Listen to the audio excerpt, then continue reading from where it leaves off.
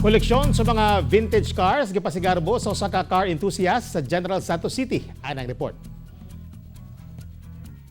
Daw usa na kay museum ang balay ni Warren Mangilay, kolektor og mga vintage cars sa General Santos City. Pila ka dekada na kuno niyang ginaatiman ang iyang koleksyon.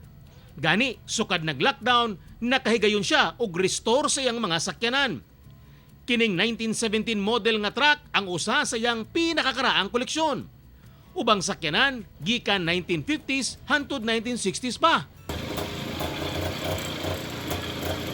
Kining 1938 nga Villiers motorcycle, gaandar og mudagan pa. Doon na pa'y sikat nga American o European brands nga motorsiklo nga pulos 1972 model. Buot kuno ni Mangilay nga ipamana niya ang koleksyon sa iyang mga apo. Yan na yung isa sa mga pinagkakaabalahan natin, lalo na ngayon na COVID, so wala naman trabaho. So isa yan sa mga pastimes na ginagawa ko, part na rin ng exercise. Abliman kuno yung balay sa mga buot mo tanaw siyang koleksyon. Apan limitado lang una ang pasudlon aron matuman ang social distancing. Ako si Teko Campo para sa One Mindanao.